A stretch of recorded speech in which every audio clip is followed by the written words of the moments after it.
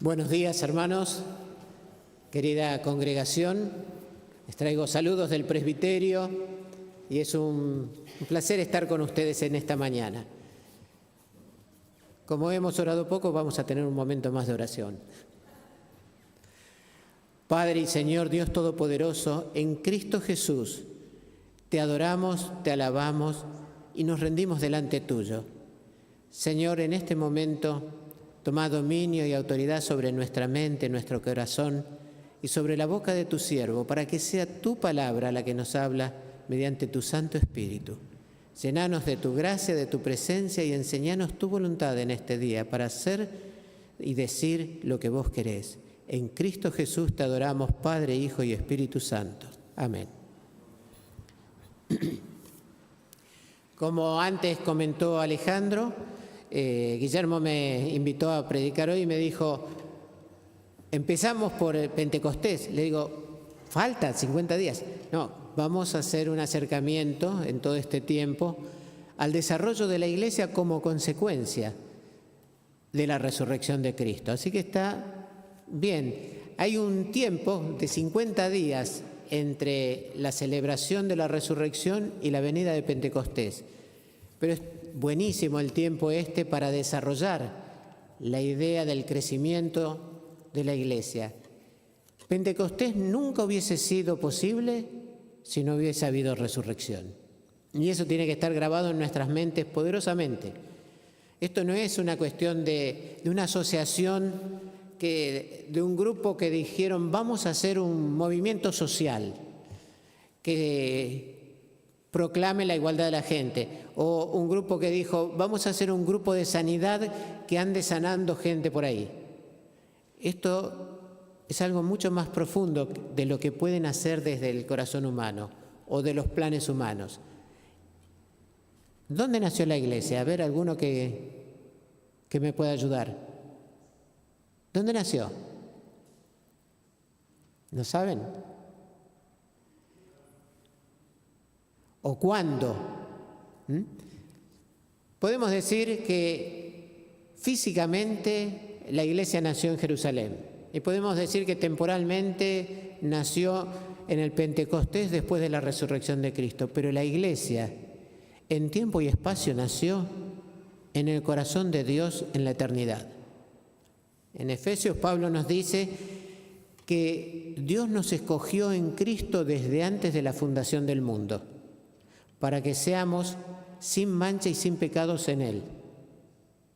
Así que el concepto de resurrección, el concepto de perdón de pecados, estaba en el corazón de Dios desde la eternidad. Algunos dirán, porque Él sabía que íbamos a pecar. Hay misterios en la fe que son bastante profundos, pero Dios nos escogió en Cristo para formar su iglesia desde antes de la fundación del mundo. Y este día de Pentecostés, esta lectura que hemos tenido recién, nos habla de que los discípulos, unos 120, estaban reunidos juntos. Y estaban reunidos porque Jesús les dijo, no se vayan de Jerusalén hasta que yo les envíe el Consolador. En su larga oración en Getsemaní, antes de ser tomado cautivo, y en su larga exposición que nos hace Juan de su oración con sus discípulos cercanos, Jesús les dijo, no se vayan, no tengan miedo, yo voy a mandar a mi Consolador. En todas las lecturas que hicimos durante la Semana Santa, vimos que después de la muerte de Jesús, los discípulos tenían miedo, estaban encerrados, hasta que el Señor resucitado apareció. Y cobraron ánimo, pero aún así, Jesús les dice, no salgan con fuerzas humanas a hacer lo que es tarea de Dios. Hasta ahora, dice, el Espíritu de Dios vino sobre personas en especial, profetas, algunos reyes como David, que es reconocido como profeta, algunos sacerdotes, o sea, gente muy especial y algunos por un rato. Al rey Saúl, acuérdense que Dios mandó su espíritu de profecía cuando se juntó con unos profetas. Y el resto de su vida nos muestra que estaba lejos de estar lleno del Espíritu Santo. Confió en sus propias fuerzas. Y la característica de los que están plenos del Espíritu es la mansedumbre a seguir la voluntad de Dios, dejarse guiar por Dios. Es el caso de David cuando era perseguido, seguía y decía, Dios sabe, Dios hará. Esa característica que era especial de algunos, esa llenura del Espíritu Santo que era para algunas personas en el Antiguo Testamento, a partir de este momento es la irrupción del Espíritu Santo en nuestras vidas, es la irrupción del Espíritu Santo en todo creyente. En la primera lectura escuchábamos la profecía de Joel. Joel es un profeta en un momento en que Dios había puesto en apuros al pueblo de Israel porque se vivían haciendo lo que querían y Dios le mandó una plaga de langostas. En un momento de prosperidad le manda unas langostas que destrozaron todo y decía, lo que no se comieron las saltonas se lo comieron los pulgones, hasta los árboles tenían las cáscaras peladas. Era terrible. Y en ese llamado al arrepentimiento está la promesa, clamen a mí y yo responderé, yo los libraré de todo esto. Y dice el Señor, y después de esto derramaré mi espíritu sobre toda carne y profetizarán vuestros hijos y vuestras hijas, vuestros ancianos soñarán sueños y vuestros jóvenes verán visiones, y también sobre los siervos y sobre las siervas derramaré mi espíritu en aquellos días. Y daré prodigios en el cielo y en la tierra, sangre y fuego y columnas de humo. El sol se convertirá en tinieblas y la luna en sangre antes de que venga el día grande y espantoso de Jehová. Y todo aquel que invocare el nombre de Jehová será salvo. Porque en el monte de Sión y en Jerusalén habrá salvación, como ha dicho Jehová, y entre el remanente al cual habrá llamado. Esto que Joel proclama ocurre y después es en el resto del capítulo 2, cuando Pedro y los discípulos salen de este lugar donde habían recibido el Espíritu, Pedro va a volver a reflotar este tema. Esta es una promesa de Dios, una promesa que recibió el pueblo de Israel, pero que su cumplimiento está en la Iglesia. El derramamiento del Espíritu Santo no vino sobre Israel como pueblo, vino sobre los israelitas que estaban ahí, que eran devotos del Señor, pero no quedó restringido. Este derramamiento así muy especial, siguiendo el orden que hace Lucas de la extensión del Evangelio, vuelve a repetirse en Samaria. Y después se repite en no judíos y no samaritanos. Digamos que los samaritanos estaban ahí entre los judíos y los impíos, ¿no? Quedaban en el medio. Bueno, en la extensión es, como Jesús dijo en Gran Comisión, anuncien el Evangelio empezando por Jerusalén, Judea, Samaria y hasta los confines de la tierra. Y acá se da este derramamiento del Espíritu Santo tan potente en Jerusalén. Después, en Samaria, cuando Felipe anuncia el Evangelio y van Pedro y Juan a confirmarlo, y después se repite en aquellos romanos que estaban con Cornelio, y se vuelve a repetir por mano de Pablo sobre 12 seguidores de Juan, que habían escuchado el Evangelio de Juan o el anuncio de la buena nueva de Juan y habían sido bautizados de acuerdo a ese Evangelio de Juan, de Juan el Bautista, que era, y Pablo les dice, ese es un evangelio de arrepentimiento, pero el evangelio de Jesucristo es de redención. No se queda en arrepentirse, sino en una nueva vida. Esos son los 4 momentos en que en la Biblia se habla así manifiestamente de un derramamiento del Espíritu Santo.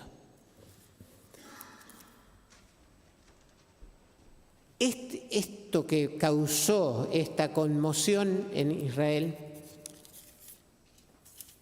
en realidad sigue a partir del versículo 14 y hasta el 41, así que no lo vamos a leer todo, pero después que reciben este derramamiento del Espíritu de Dios y empiezan a exaltar la gloria de Dios, evidentemente no se quedan en el aposento alto, los 120, sino que se van a algún lugar amplio y supuestamente eso es los atrios del templo, porque piensen que las ciudades antes se hacían muy chiquitas.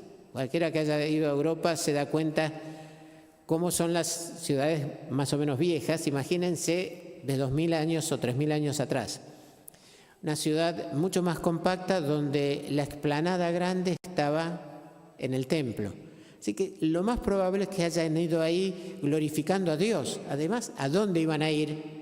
Sino al templo a glorificar a Dios. Y es ahí donde montones de judíos, dice, varones piadosos. O sea, las mujeres también iban, pero bueno, eran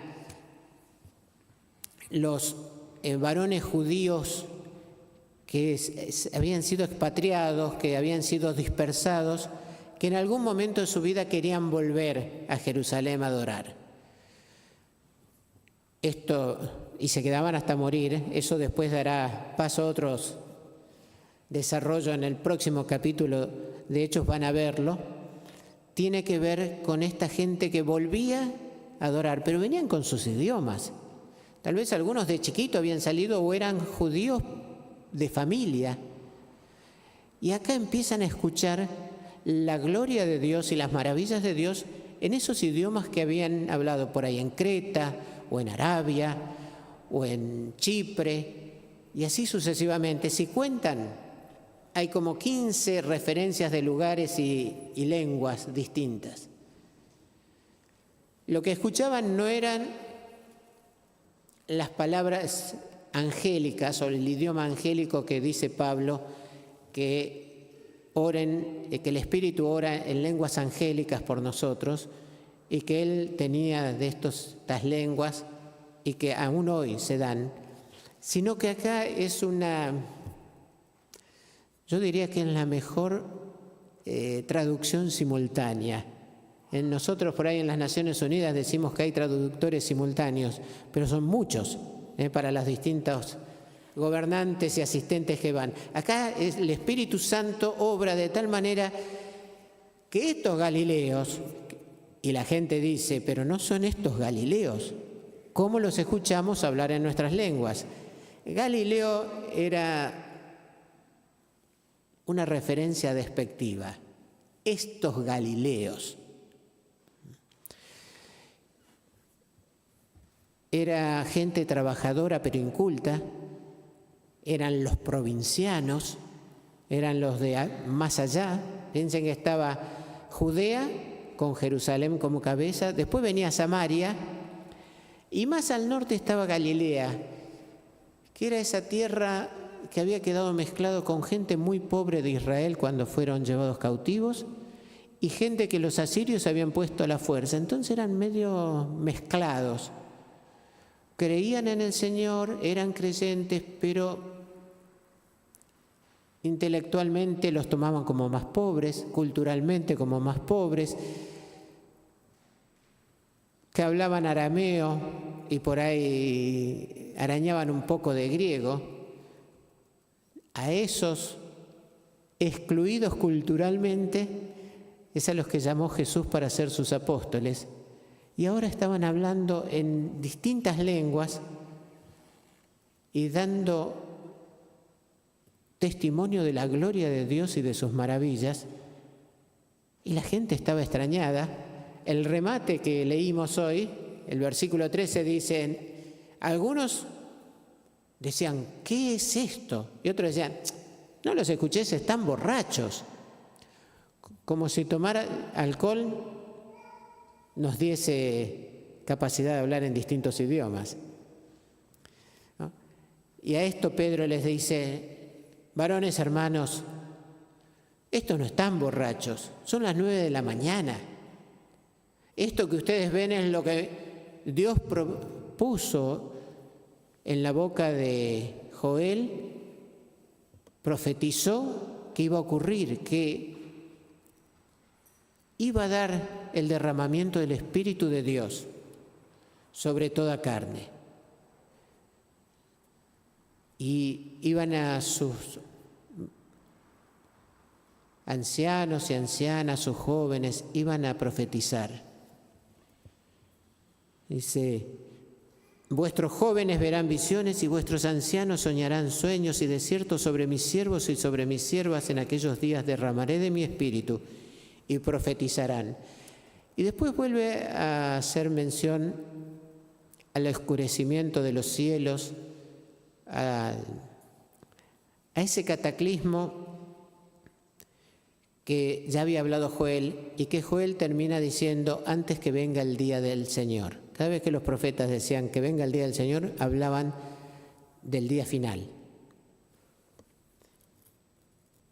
Y acá Pedro no hace tanta hincapié en el día final, por más que, sino antes que venga el día del Señor, que es la otra forma de expresarlo, el día del Señor, el día de su regreso. Entre Pentecostés y el día del regreso está la existencia de la Iglesia dando testimonio en la tierra. Y en el día del Señor, todo aquel que invoque su nombre será salvo. Y acá viene nuestra tarea como Iglesia. El derramamiento del Espíritu Santo el día de Pentecostés es algo que alcanza a todo creyente, todo aquel que se vuelve a Cristo.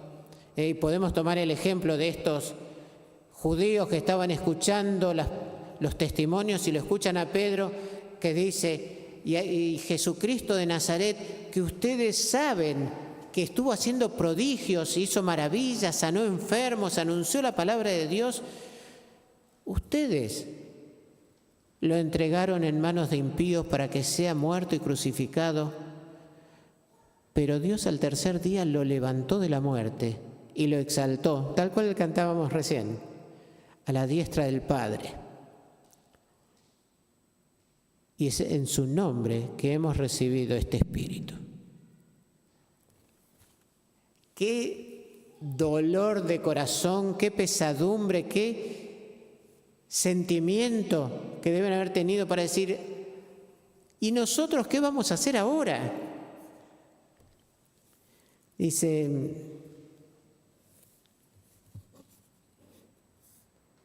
y sobrevino temor a toda persona y muchas maravillas y señales eran hechas por los apóstoles.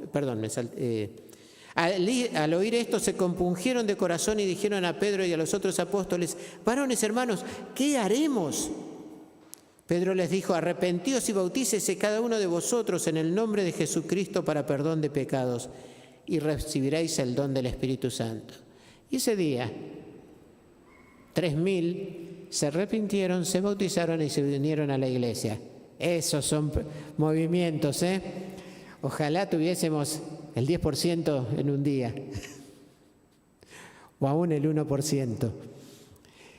3.000 personas escucharon el mensaje que el Espíritu Santo estaba dando a través de la voz de los apóstoles de Cristo y reconocieron a Cristo. Ese es el nacimiento físico de la iglesia. Es el momento en que el Espíritu Santo empieza a obrar masivamente.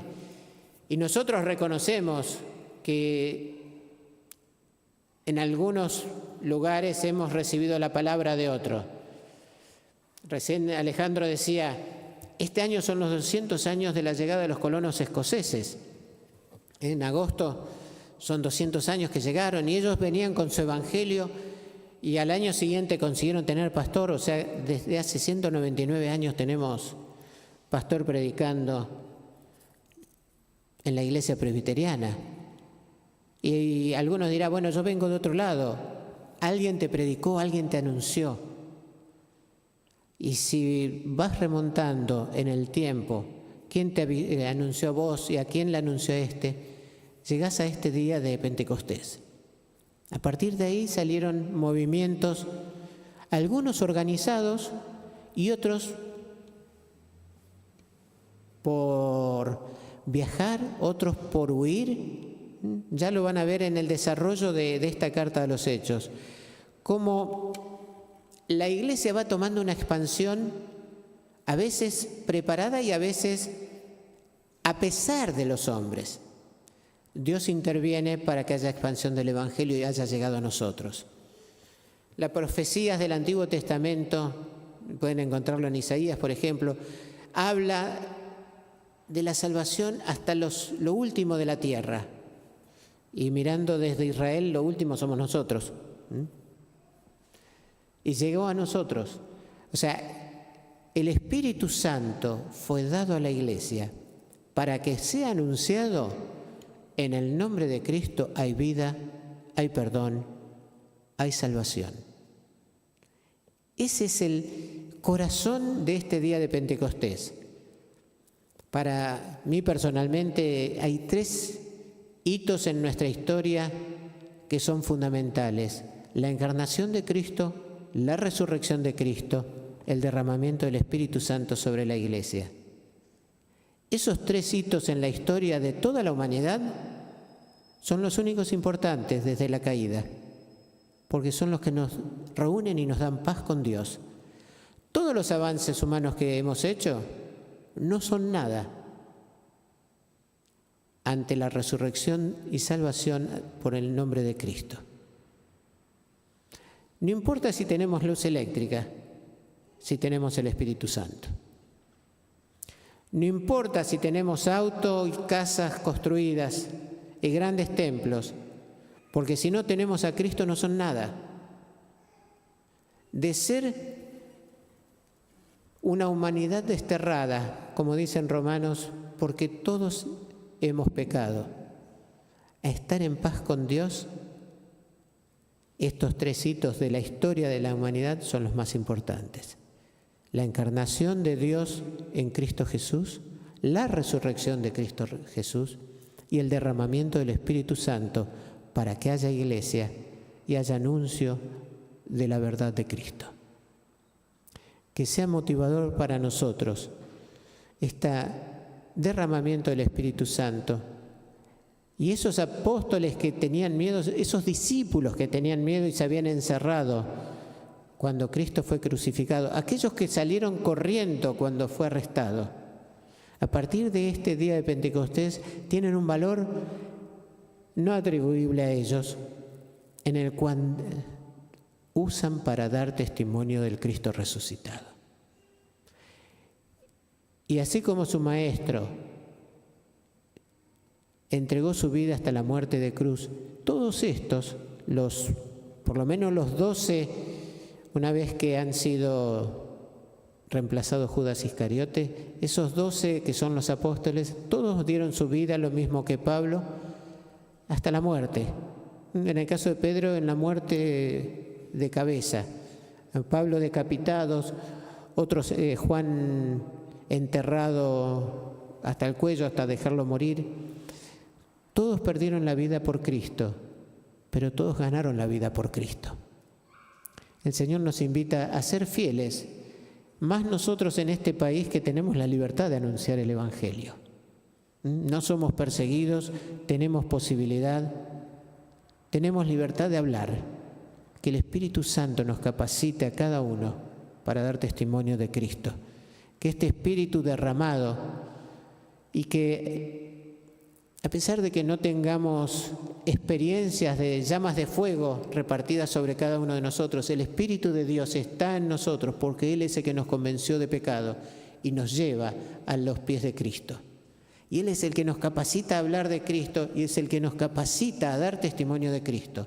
Que el Señor nos fortalezca para andar de su mano y en sus caminos. En Cristo Jesús. Amén. Padre Santo y Dios bendito, te adoramos y te alabamos y te damos gloria, Señor, por tu inmenso amor. Guíanos y diriginos para hacer tu voluntad y andar en tus caminos. Te adoramos, Rey, y te damos gloria. Fortalece a tu pueblo mediante tu Santo Espíritu para hacer tu voluntad y andar de tu mano, ahora y siempre, glorioso y santo y amado Padre, Hijo y Espíritu Santo. Amén.